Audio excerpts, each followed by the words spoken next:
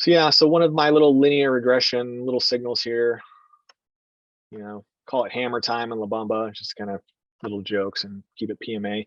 And again, these signals aren't always to be taken at face value, but I like to use them as confluence just to complement trade setups that are in my plan. I don't use these with setups in my, like as a reason for a trade in the setups, but I will look at some of this other information and add it as a fourth or fifth reason for a trade for me personally.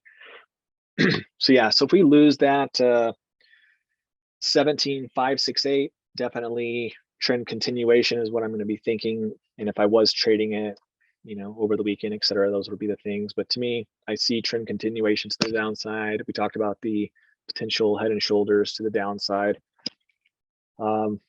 Rallies up here to the, what is this? Back into hammer time up here. Yeah, so for the, try to give somebody of, some value here for the shorter time frame. People were wanting to trade over the weekend. From a Bitcoin standpoint, top of the range 25 and change, bottom of the range 17.5 and change. Again, follow your own plan setup, but I could see this being over the weekend. If there's low volatility, could be just a range trader's paradise. And if that is the case, I expect to see posts from Paul in Lounge where he's just kicking ass and taking names and being the trading god that he is. So yeah, that's what I'm seeing. Just again, high level. Let's mention Ethereum post-merge real quick. Hopefully I'm not talking too fast. I'm trying to, again, just keep everything from going until 10:30, 11. Let's have a look. So yeah, MACD, definitely, that was uber bearish. I'd be cool in my jets. Now, here's actually a good little analogy of, of L tangos. If I lose this low, then, I go back to step 2 from a, am I bullish? And I have my step 2 for my weekly L tango. So I'd be monitoring this level. If we do completely puke out, yeah, for sure. So black swan event, I could puke out and bust those lows in my weekly El Tango. I'm back to, I have location, but I do not have confirmed divs. I'd have to wait and let that do its thing again. And from a level standpoint, let's get off the weekly. It's just too mucho. Yeah. Yeah, interesting. So we got our ABCD. We resolved the Harmonicans 382. Again, that's essentially their first stop too. They're going to take partial profits for sure at 382. They did that, and they're probably going to be doing some sort of trailing stop off that. And I think I even mentioned Steven. And again, Steven, if I'm incorrect on that, but I know that 1.27 was his kind of, I saw him hit that level and take profits, and I was like, that was a sick trade. And he like would maximize his profits, where I was doing it like 7.886 or 7.86 and 8.86, and I would watch him where I'd already be out of the trade and he'd still be milking it. I'm like, yeah, he was definitely, that's what the professionals do, is they maximize those.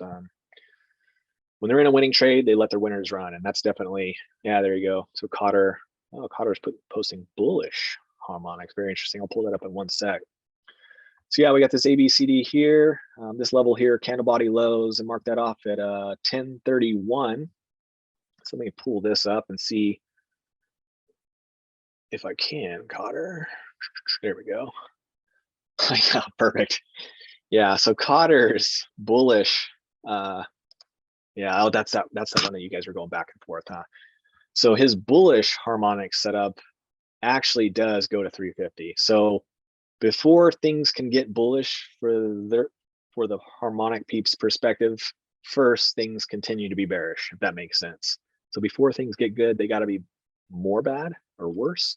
So yeah, so this 1.618 golden ratio, you know what?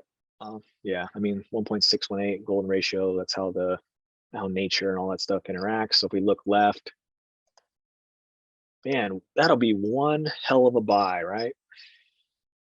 Almost does feel like that's gonna, again, interesting. Yeah.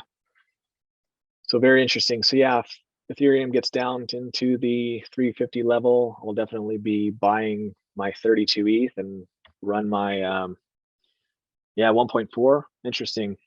Yeah, sure. So 1.4 and 1.618, I would actually use that kind of like a sweet spot, and the like we use the 702 and 786. So for people that don't see what Cotter just posted there, I'll actually map that out. It is a little bit of a bonus. So similar how I do this 1.27. So this would kind of be like the fib extension confluence with a reload zone, if you want to think of that concept. So this could be like 618 and this would be like 786.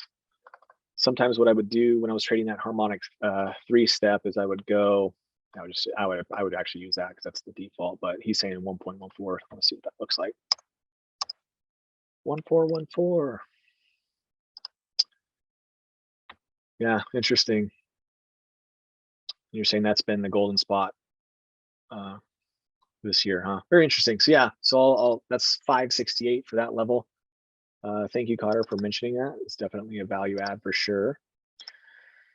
So yeah, and that's interesting how that kind of lines up with that 488 level. So yeah, so from Ethereum post merge does feel like there's what's the driving reason, what's the story?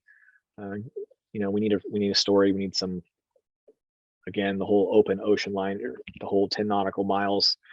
So now that things are kind of definitely with the wind in our face, we need to kind of wait, and it's gonna, we just need to be patient, disciplined, follow our plan.